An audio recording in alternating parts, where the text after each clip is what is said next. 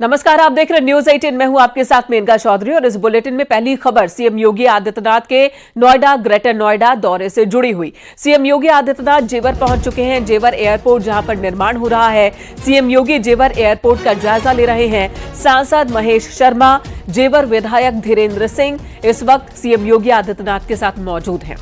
जेवर एयरपोर्ट की ये तस्वीर हम आपको दिखा रहे हैं। यहीं पर निर्माण हो रहा है एशिया के सबसे बड़े एयरपोर्ट का। हिमांशु हमारे सहयोगी इस वक्त हमारे साथ मौजूद है। हिमांशु, सीएम योगी आदित्यनाथ पहुंच चुके हैं और जायजा ले रहे हैं। उनके साथ स्थानीय विधायक भी मौजूद है, गौतम बुद्ध नगर के सांसद भी मौजूद हैं। और ये बताएं और कौन कौन से अधिकारी हैं, क्या क्या फीडबैक ले रहे हैं मुख्यमंत्री? बिल्कुल, देखिए आपको बता दें कि जो मुख्यमंत्री योगी आदित्यनाथ हैं वो जेवर एयरपोर्ट पहुंच चुके हैं और यहाँ पर स्थानीय विधायक है धीरेन्द्र सिंह, साथ ही सांसद डॉक्टर महेश शर्मा, इसके अलावा चीफ सेक्रेटरी और जो नायल है नोएडा इंटरनेशनल एयरपोर्ट लिमिटेड उसके अधिकारी हैं, साथ ही ज्यूरिक के अधिकारी जो इस जेवर एयरपोर्ट को बना रहे हैं। ये तमाम अफसर मौके पर मौजूद हैं और सबसे पहले सीएम योगी आदित्यनाथ जो है वहां पर दौरा करेंगे, समीक्षा बैठक करेंगे और ये जानने का कोशिश करेंगे प्रोग्रेस रिपोर्ट, क्योंकि जेवर एयरपोर्ट जो है वो पहले दिसंबर में होना था पूर्ण और अब जो तिथि है वो बढ़ा के अप्रैल 2025 कर दी गई है। इसके अलावा वहां पर साइट विजिट करेंगे, क्या प्रोग्रेस रिपोर्ट जानेंगे और साथ ही जो टर्मिनल है, क्योंकि टर्मिनल। धन्यवाद हिमांशु इस वक्त पूरी जानकारी देने के लिए।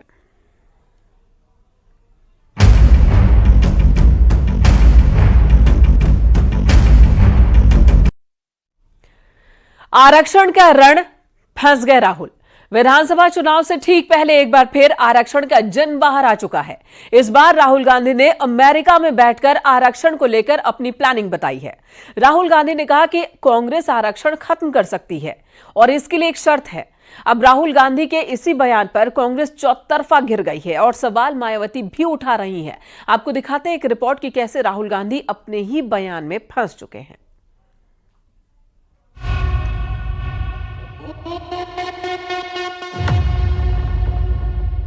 We will think of scrapping reservations when India is a fair place. And India is not a fair place.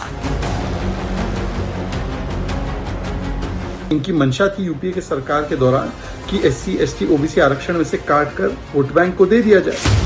Lok Sabha चुनाव में जिस संविधान बचाओ के नारे के सहारे कांग्रेस 52 से 99 सीट पर पहुंच गई, आरक्षण और जातीय जनगणना को हर चुनावी मंच से मुद्दा बनाया गया, वहीं राहुल गांधी अब अपने ही आरक्षण वाले बयान पर चौतरफा फंस चुके हैं। क्योंकि राहुल गांधी ने कहा, कांग्रेस पार्टी आरक्षण खत्म करने के बारे में तब सोचेगी जब भारत में आरक्षण के लिहाज से निष्पक्षता होगी। अभी भारत इसके लिए एक निष्पक्ष जगह नहीं है। यानी राहुल गांधी ने इशारों में आरक्षण खत्म करने की बात जरूर कही, लेकिन उसके पीछे शर्त भी रख दी।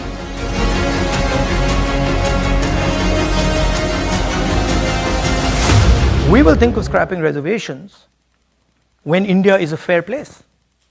And India is not a fair place.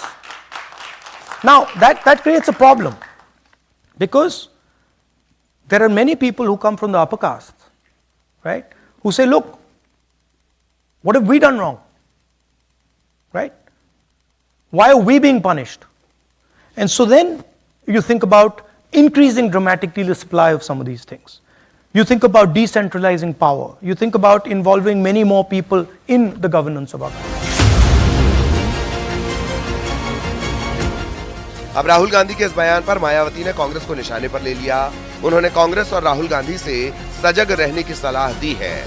Mayawati ने कहा, केंद्र में काफी लंबे समय तक सत्ता में रहते हुए कांग्रेस पार्टी की सरकार ने ओबीसी आरक्षण को लागू नहीं किया और न ही देश में जातीय जनगणना कराने वाली ये पार्टी अब इसकी आड़ में सत्ता में आने के सपने देख रही है। इनके इस नाटक से सचेत रहें, जो आगे कभी भी जातीय जनगणना नहीं करा पाएगी। वहीं राहुल गांधी के आरक्षण खत्म करने वाले बयान पर चौतरफा हमले शुरू हो चुके हैं। अभी तक जो है इनकी 60 साल तक सरकार रही, तो क्या ये लोग पक्षपात ही करते रहे? कभी इन्होंने निष्पक्षता का वाला काम ही नहीं किया। वो दिन कब आएगा जब भारत निष्पक्ष, यानी कि भारत के जो संविधान है, जो न्यायपालिका है, जो संस्थाएं, उनके ऊपर कोई इनको भरोसा ही नहीं है। अगर भारत के संविधान के ऊपर भरोसा ही नहीं, भारत के संविधान को कई बार बदलने का काम करने वाले लोग आज कभी तो वो चुनाव में जाते हैं तो संविधान चिल्लाते हैं। जो बात आज राहुल गांधी कह रहे हैं उसमें कोई हैरानी की बात नहीं है। नेहरू जी ने स्वयं 1961 में आरक्षण का विरोध किया था पत्र लिखकर, और कहा था कि सेकंड क्लास लोग बन जाते हैं इससे। उसके बाद 80 से 90 के दशक में उनकी पुत्री इंदिरा और उनके पुत्र राजीव गांधी ने भी मंडल कमीशन का विरोध किया था। राजीव गांधी ने तो कहा था आरक्षण से तो बुद्धुओं को मौका मिल जाता है। ये उनका कोटेड इंटरव्यू है। और आज जिस प्रकार की बात राहुल गांधी कर रहे हैं, भाई यूपीए की सरकार ने तो जामिया एएमयू में SC/ST का आरक्षण खत्म किया। यानी जिस मुद्दे को सियासी मंच से लोकसभा चुनाव में उठाने की कोशिश हुई, अब उसी मुद्दे पर विधानसभा चुनाव से पहले कांग्रेस बैकफुट पर आ चुकी है। क्योंकि जिस तरह राहुल गांधी ने आरक्षण खत्म करने की बात कही, अब उस पर सियासत तेज हो चुकी है। Bureau report, news 18।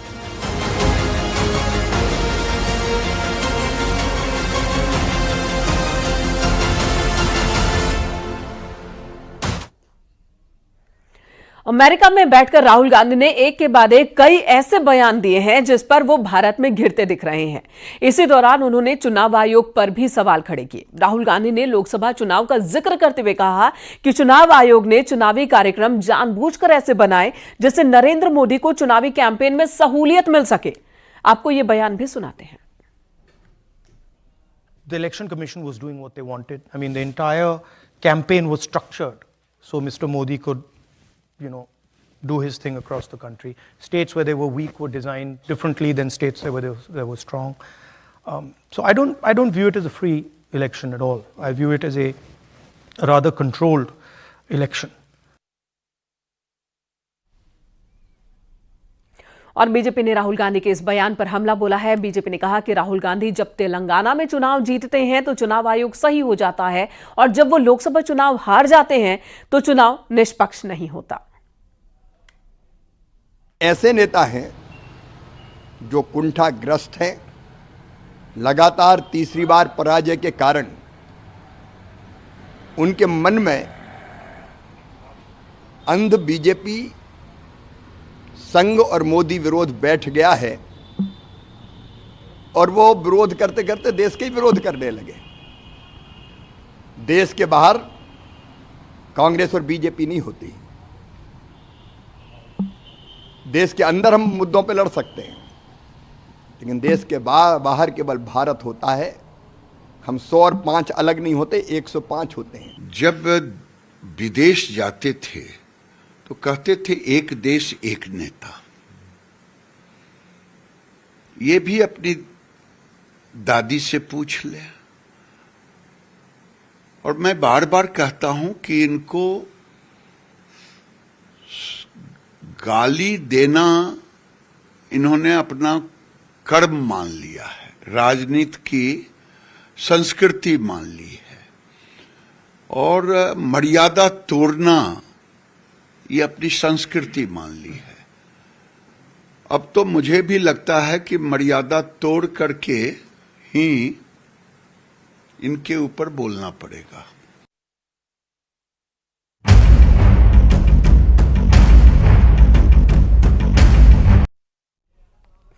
इधर समाजवादी पार्टी और कांग्रेस के बीच हरियाणा विधानसभा चुनाव में सीटों पर जो समझौता हुआ था, अब वो धीरे धीरे टूट रहा है, क्योंकि अखिलेश यादव ने राहुल गांधी के सामने जिन सीटों की डिमांड की, अब उस सीट पर कांग्रेस ने अपने प्रत्याशी उतार दिए हैं। यानी 2 लड़कों के बीच जो गठबंधन लोकसभा चुनाव के दौरान बना, वो विधानसभा चुनाव में टूटने की कगार पर है। आपको इसी पर एक रिपोर्ट दिखाते हैं।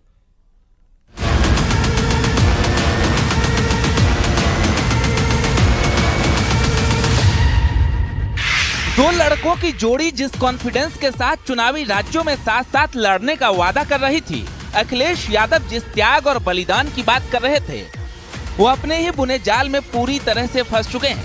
क्योंकि हरियाणा में 17 सीटों की डिमांड के बाद समाजवादी पार्टी और कांग्रेस में 3 सीटों पर बात बनी। अब उस 3 सीटों में भी कांग्रेस की सेंधमारी हो चुकी है।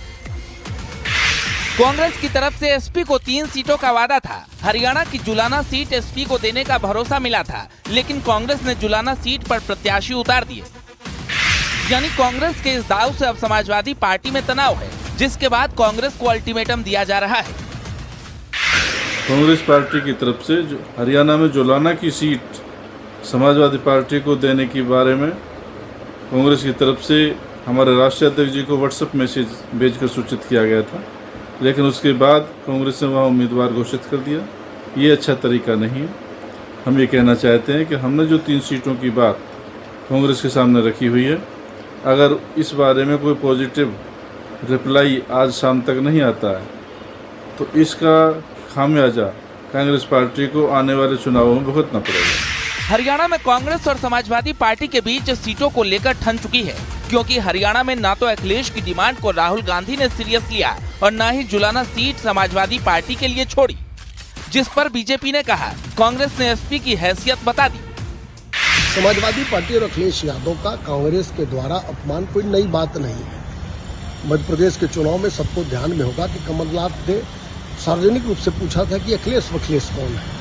अब हरियाणा में दीपेंद्र हुड्डा ने भी उसी तर्ज पर पूछ लिया है और समाजवादी पार्टी और अखिलेश यादव की हैसियत को बताया है।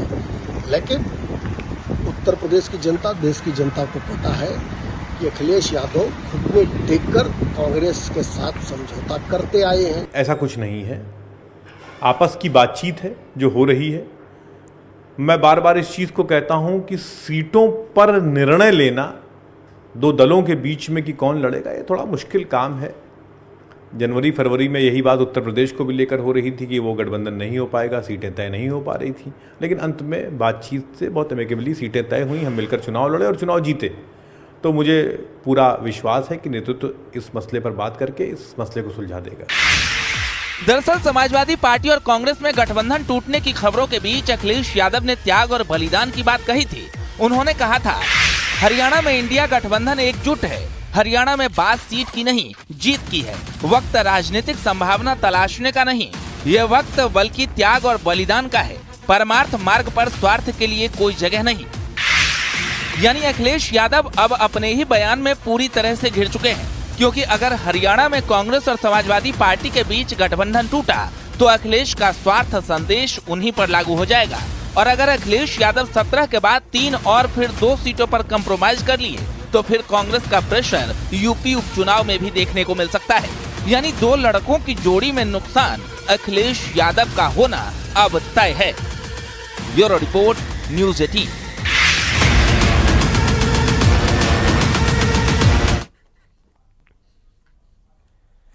इधर कैबिनेट मंत्री जेपीएस राठौड़ ने न्यूज 18 से बातचीत के दौरान एसपी कांग्रेस पर निशाना साधा। जेपीएस राठौड़ ने कहा कि ये गठबंधन टूटेगा। देश में गठबंधन धर्म बीजेपी ही निभाती है, कोई और राजनीतिक दल गठबंधन धर्म को नहीं निभा पाता है। वो स्वार्थ की राजनीति करते हैं और कांग्रेस और समाजवादी पार्टी में भी इसी तरह का गठबंधन है और उन्होंने ये भविष्यवाणी की है कि बहुत जल्द ये गठबंधन टूटने वाला है।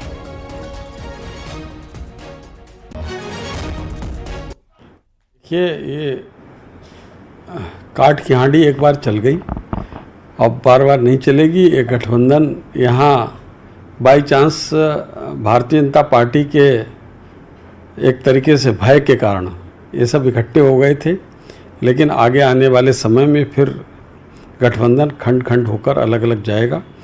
और कांग्रेस का जो चरित्र है वो तो दूसरे दलों का सहयोग लेकर और सत्ता काबिज होना और उसके बाद फिर उन्हीं सहयोगी दलों को छिटक देना, ये केवल।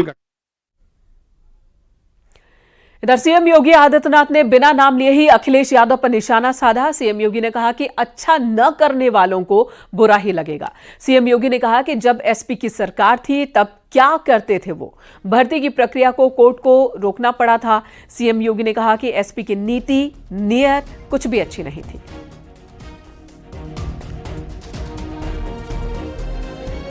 नियुक्ति नहीं मिल पाती थी, नियुक्ति बैकडोर से होती थी, सूची जारी होती थी, अलग अलग लोगों के परिवार के अलग अलग लोगों की सूची अलग जाती थी और फिर उन्हीं लोगों का सिलेक्शन होता था, बाकी लोग देखते रह जाते थे।